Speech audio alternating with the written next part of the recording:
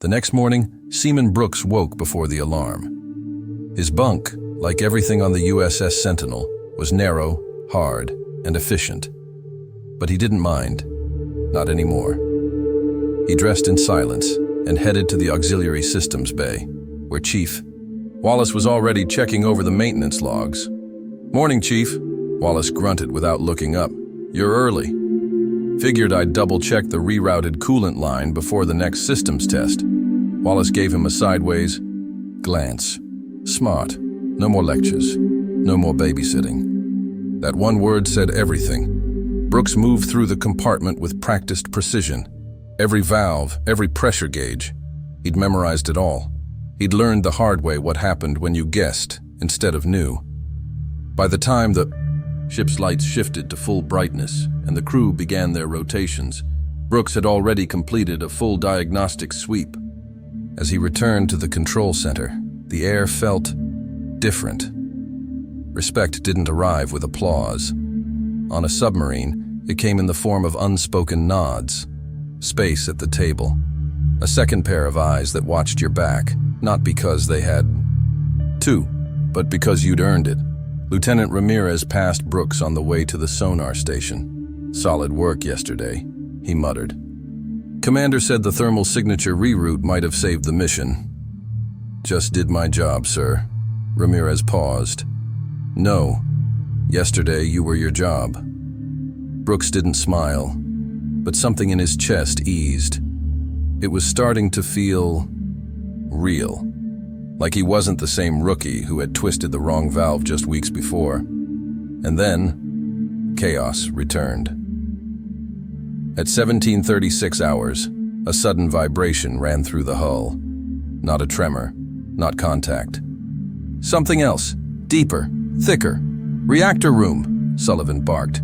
"Report." A voice crackled over the internal comms. "Sir, power fluctuation detected. Reactor temperature spiking slightly. Could be a sensor error. Repeating diagnostics." Sullivan's face didn't move, but his hand tapped the console once. A code. Emergency protocols initiated. All non-essential crew were ordered to lockdown. Engineering teams rotated to stand by.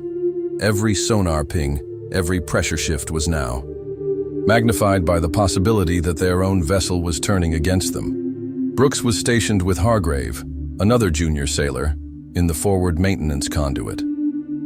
They were inspecting a backup condenser line when the lights flickered, then stabilized on red emergency glow.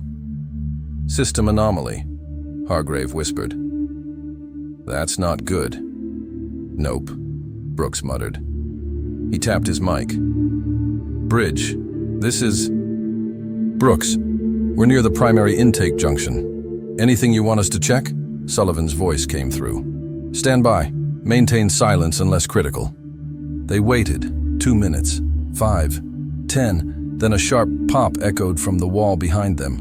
Brooks turned just as steam began to hiss through a pressure seam. Not a break, but it was close. "Thermal pressure," Brooks said. "It's building." "Backup vent?" Hargrave asked. "Too slow." Brooks made a decision. He crawled toward the emergency bleed valve, reached into the panel, and slowly cracked it open. A long, piercing hiss filled the compartment. Heat blasted past them, rushing into the secondary exhaust system. The noise was loud, but it was safe. Within seconds, the temperature stabilized, and then silence. A minute later, Sullivan's voice came through again. Anomaly resolved. "Reactor holding steady. Pressure equalized." Brooks slumped back against the wall. "That was close," Hargrave muttered. "I thought we were going to cook." "We were," Brooks said, "but not today." When they returned to the control center, Sullivan didn't say much. He didn't have to. He met Brooks's eyes across the room and gave a simple nod, acknowledgement, approval. Later, Brooks sat in the mess hall, poking at lukewarm pasta when Chief Wallace appeared. "Come with me." Brooks followed him through 3 compartments, past the weapons bay and into the chief's small office, a cramped space filled with tools, manuals, and coffee mugs that hadn't been washed since deployment began. Wallace pointed to a seat. "Sit," Brooks sat. "You've been solid," Wallace said. "No mistakes since the valve incident. 2 smart calls under pressure. Crew trusts you. Commander trusts you. I trust you." "Thank you, Chief. I'm not done," Wallace said. "Trust is earned, and it can be lost faster than you can say wrong valve. You want to be more than just another sailor? Then listen carefully." Brooks leaned forward. "Discipline isn't about drills. It's about consistency. You'll be tempted to ease up now. Let your guard down. That's when mistakes happen. And down here, mistakes aren't written in ink. They're written in names on metal plaques. I understand." Wallace studied him for a moment, then handed him a thin file. "Commander Sullivan wants to recommend you for sonar tech training, one-on-one mentorship. It's more hours, more pressure, more responsibility." Brooks flipped open the file. It was real. "Why me?" "Because you're the only one who screwed up, owned it, and got better." Brooks nodded. "I won't let him down." "You better not," Wallace said. "Because if you do, it won't be him who chews you out. It'll be me." Brooks left the office with the file in his hand and a new weight on his shoulders. Not a burden, a responsibility. That night, he couldn't sleep. Not because of fear, but because for the first time, he saw something ahead of him. A future. Not just a uniform. A path.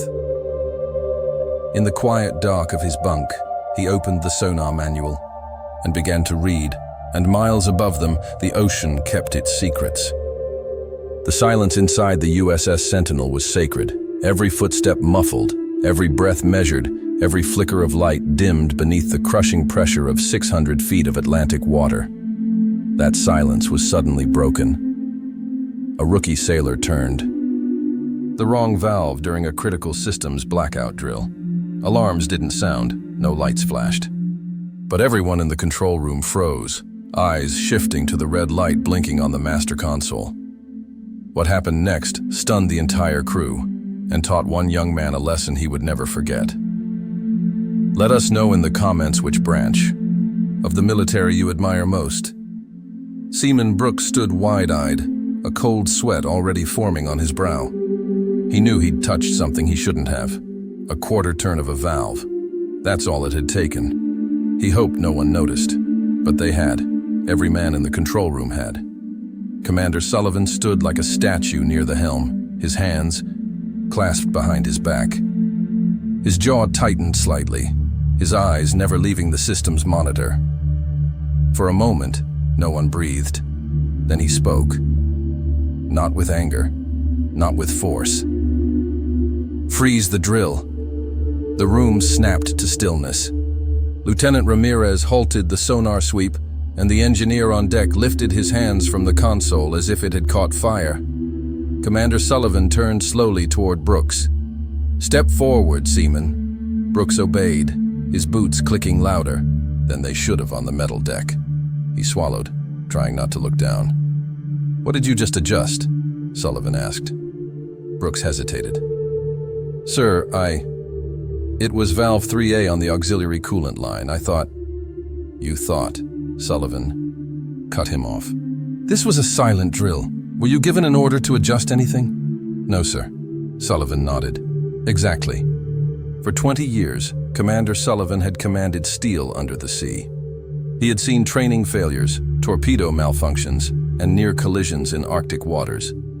He did not raise his voice, not because he lacked passion, but because control was his doctrine.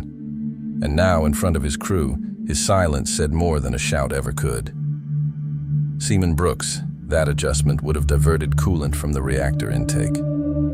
In a real emergency, you would have initiated a cascade failure. Brooks's face went pale. That means loss of control, heat spike, potential shutdown. In wartime, it means exposure, detection, and quite possibly, destruction. No one said a word. "Return to your post." Brooks moved like a man walking through quicksand. Later that evening, he was summoned to the equipment bay. Chief Wallace, a grizzled systems engineer with a face like weathered rock, handed him a clipboard. "You're cleaning the intake vents," he said. "All of them?" "Every last one. And when you're done, you'll write a 30-page report on auxiliary coolant systems and protocol adherence, due in 48 hours. Brooks nodded without protest. The next 36 hours were punishing. He scrubbed vents, knelt in crawl spaces, scraped dried grime from metal grates, and learned the ship's breathing like it was a living thing. While the others rotated through drills, meals, and downtime, Brooks worked silently. No complaints, no excuses, but word traveled. It always did on submarines. At first, the crew avoided him. Mistakes on a sub weren't private. They echoed through the entire vessel like sonar.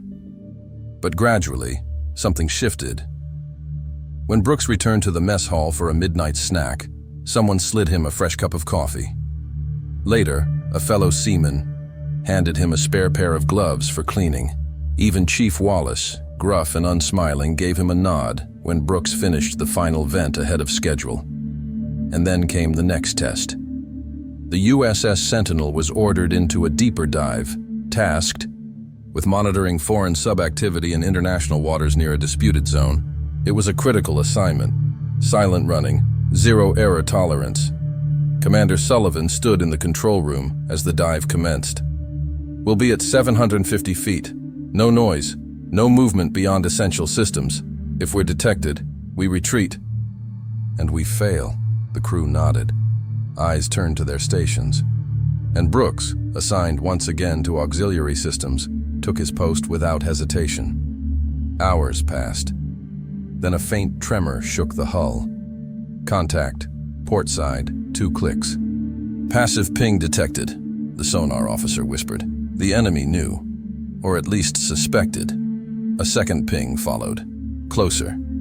Inside the auxiliary bay, Brooks monitored coolant flow. Suddenly, a warning light blinked. Pressure variance. He checked the panel. One of the new seals, just installed, was leaking microbubbles into the coolant line.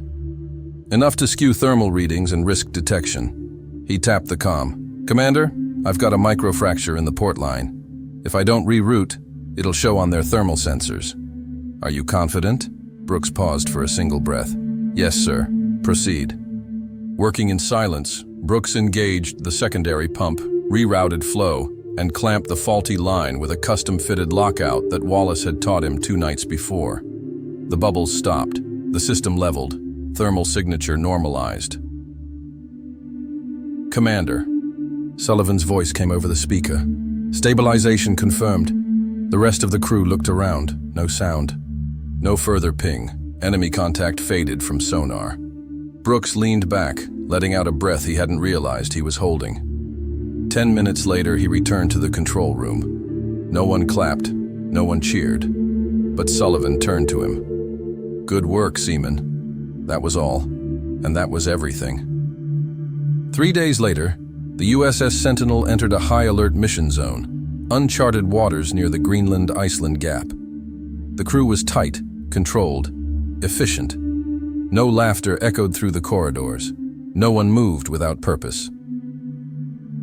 "Commander," Sullivan had briefed them in one short sentence. "We're entering shadow territory. Assume we're not alone." The Sentinel slipped beneath the thermocline, sonar eyes wide open. The water here was colder, darker, denser, perfect for hiding, even better for ambush. Brooks sat at a secondary sonar console beside Petty Officer Hensley, the ship's most experienced sonar tech. The hum of the ship was a living thing now. Vibrations he could feel through the floor plates, the bulkheads, even in his chest. A day ago, Sullivan had personally signed Brooks into the sonar apprenticeship track. Wallace had said nothing when the announcement was made, but Brooks could have sworn he saw a flicker of pride in the chief's eyes. Now, he was about to earn it. "Sound contact," Hensley said, his voice barely a whisper. Brooks turned. The screen showed a faint trace. Faint, but real. Not a whale, not drift ice. Something deliberate. Course 1 and 13. Range unknown, possibly stationary. Brooks adjusted the gain. I'm getting a layered return. Either it's masked, or it's deep. The room stilled. Commander. Sullivan arrived within seconds, flanked by Lieutenant Ramirez and the ship's weapons officer. Talk to me. Unknown vessel, sir. No active pings. Passive trail consistent with a diesel-electric sub, maybe Russian or Chinese origin. Signatures buried deep. They're hiding. Sullivan's face was unreadable. Bring us to 2/3. No course. Correction. Maintain stealth. Brooks monitored the contact for the next 20 minutes. It stayed still. Then, a faint click, a signature shift. Sir, contact's moving. Sullivan stepped forward. How fast? Brooks listened. 5 knots, rising, changing bearing, 157. They were being flanked. The crew didn't panic. But the tension in the room thickened. Every sailor aboard the Sentinel knew what this meant. Someone had found them. Down in the engine compartment, a loud vibration rocked the deck. Power fluctuation, the reactor tech called out. Steady. It, Sullivan commanded. I want control systems fully responsive. Then a second problem surfaced. Cooling pressure dropping. Ballast line shows an imbalance. Brooks felt the hair rise on his neck. Sir, request permission to verify auxiliary coolant controls. Something's off. Sullivan looked at him. Once, then nodded. Take Wallace. Move fast. Quiet. Brooks sprinted from the sonar console. Wallace met him in the forward corridor. You see what I saw? Coolant pressure is draining, Brooks said. Could be a misrouted pump, or sabotage. Wallace raised an eyebrow. Sabotage? Or a leak, Brooks corrected. Either way, it's enough to throw our depth trim off, and maybe get us pinged again. The two moved through the maintenance hatch, crawling into a confined panel chamber no wider than a coffin. Brooks led the way, flashlight beam slicing. Through the metallic dark, their port valve isn't responding to command relay, he muttered. Bypass? Only manual. If I can lock it, we might stabilize. But we have to stop the bleed first. As he spoke, the Sentinel jolted. Something. Hard had struck the hull. Not a torpedo, not yet, but a warning shot. A sonar pulse. They were being scanned. Wallace's voice dropped low. We have 10 minutes before they get curious. Brooks braced himself against the wall and yanked the valve override. It didn't move. He twisted again. Nothing. Wallace handed him a wrench. Last time I did this, I dislocated my shoulder. Brooks grunted and threw his full weight into it. Clank. The valve gave way. The hiss of pressure equalizing filled the chamber. Line stabilized, Wallace confirmed. Now seal it. Fast. Brooks secured the cap and double-locked the manual override. Pressure normalized. Trim indicators blinked green. They crawled. Out, back in the control room, sonar lit up again. New contact, same source. Closing distance. Sullivan stood unmoving. Depth? Still shallow. 150 meters. They're trying to bait us. Sullivan turned to weapons. Load countermeasures. Silent track. No launch until my command. The crew obeyed. Brooks re-entered the room just as the lights shifted to red. Sullivan's voice echoed through the vessel. This is the moment we train for. Not when we fire weapons. Not when we surface. Now. In silence. In patience. In precision. Everyone froze. Brooks held his breath as the sonar screen ticked forward, then slowed, then paused. Contact drifting, Hensley said. Changing course. Brooks leaned forward. They lost us. The contact faded from view. The crew didn't cheer, didn't clap. They exhaled. Sullivan stepped down from the platform and approached Brooks. That coolant reroute. Handled. Sir, manual override. Valve stuck. Sullivan gave a tight nod. You've come a long way from that first drill. Brooks glanced at the sonar screen, still faintly glowing. I had a lot to learn. And now, you're learning to listen, Sullivan said. That night, in the mess hall, the crew was quiet, but the glances toward Brooks had changed. He wasn't the rookie anymore. He was part of the ship now, and for the first time, he felt It belonging, not as a boy in uniform, but as a submariner, a brother, a protector of steel and silence. 12 days into the mission, the USS Sentinel received new orders. Maintain deep shadow surveillance of an unregistered signal source east of John Mayen Island. It wasn't officially labeled hostile, but nobody was pretending it was friendly either. No one questioned the assignment, they simply obeyed. By now, the Sentinel operated with a rhythm so precise it felt choreographed. No wasted movement, no unnecessary words. Every crew member had become an extension of the vessel. Seamless. Silent and Seaman Brooks? He had become a name people trusted. At 0400 hours, the new sonar trainee rotation began. Brooks was paired with Lieutenant Ramirez, who'd normally never trained junior personnel directly. But this time, he made an exception. They sat at the console, headphones on, watching the green pulse sweep across the sonar screen. "Listen carefully," Ramirez whispered.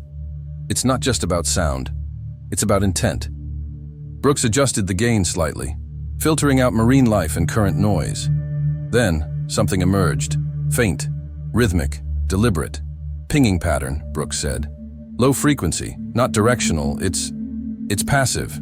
Like it's waiting for someone to respond." Ramirez's brow furrowed. "Could be a fishing drone or a bait signal." Commander Sullivan stepped in, alerted by the call. "Report." "Unknown signal, sir. Possibly AI-powered drone or acoustic decoy. But it's odd. Almost like it's mimicking our signal." Sullivan folded his arms. "Let it run. Don't reply." 3 hours later, the pattern changed. It grew louder. Faster. More complex. Brooks looked up. "Sir, it's not trying to find us. It's trying to lure us." That's when everything changed. Boom! The ship jolted hard to port. Lights dimmed. Alarms screamed. "Explosive shockwave. Unknown source. No hull breach yet. Brace for secondary." Boom! The second blast was closer. Brooks was thrown against the console. Ramirez grabbed the edge of the bulkhead, barking orders. "Damage control, report." "Reactor integrity?" Commander Sullivan grabbed the intercom. "All hands. Collision stations. Full silent mode. Ballast adjust manual. Prepare for emergency ascent on my command." Brooks pulled himself upright. Blood trickled from a cut near his eye. Sullivan turned to him. "You still with us, Seaman?" "Yes, sir." "You're going to the aft engineering relay. Now, something severed our control link. Wallace is down there, but he needs another set of hands." Brooks didn't hesitate. He sprinted. Down the ladder well, past the crew quarters, into the steam-choked belly of the boat. Wallace was crouched behind a half-scorched panel. Wrench in. One hand, flashlight in the other. "About damn time." Brooks didn't speak. He grabbed a secondary tool roll and dropped beside him. "The relays are fried," Wallace said. "We can't signal forward controls, but if we reroute through the manual switches, we can still purge ballast and bring us up." "Okay," Brooks said. "Show me." "Not this time," Wallace growled. "You do it. I'll hold the safety bypass." Brooks blinked. "You're trusting me?" "I'm betting on you," Wallace said. Brooks reached into the junction box, twisted a thick insulated cable, and sparked the backup conduit. Power surged. The ballast system stuttered, then roared to life. Above them, the Sentinel began to rise. Pressure shifted. The hull creaked and moaned. Alarms quieted, and then silence. Brooks slumped against the wall, adrenaline draining. Wallace patted his shoulder. "You did it." For the first time, the old chief smiled. When they returned to control, the lights were stable. The crew was calm. Sullivan stood near the viewport, arms crossed, watching the screen. "Unknown contact has ceased movement," sonar reported. "No further engagement." "We were being hunted," Ramirez said. "That ping wasn't bait. It was programming us to surface." "They underestimated us," Sullivan said flatly. He turned toward Brooks. "You rerouted the relay?" "Yes, sir." "And you stayed calm?" Brooks nodded. Sullivan studied him for a moment. Then, Congratulations, Technician Brooks. Brooks blinked. Sir, you're no longer a trainee. No applause, just a hand on his shoulder. That night, the crew gathered in the mess hall. A rare break in the tension, no loud celebration, just quiet recognition. Respect. Brooks sat with Wallace and Ramirez. He didn't talk much. He just listened. Finally, someone asked, "What was going through your head back in that relay room?" Brooks thought for a second. That this time I couldn't afford to touch the wrong valve. Laughter. Soft. Earnest. When the Sentinel docked 2 weeks later, the entire command crew submitted a performance citation for Brooks. Not for heroism, not for courage, for discipline. On land, mistakes are lessons. But 700 feet under the sea, mistakes are headlines written in pressure and steel. Seaman Brooks didn't become a hero overnight. He failed. He was humbled. He got back up. And when it mattered, he stood firm, not to be noticed, but because others depended on him. In the U.S. Navy, you don't rise by shouting louder or standing taller. You rise by staying steady when everything else starts to fall apart. Would you have stayed calm in that relay room? Would you have trusted a rookie like Brooks? Let us know in the comments below. If this story gave you chills, or a lesson you won't forget, subscribe to Authority Watch and hit the bell. We've got more true-to-life stories coming from deep under the surface. Until next time, stay silent, stay sharp, and stay strong.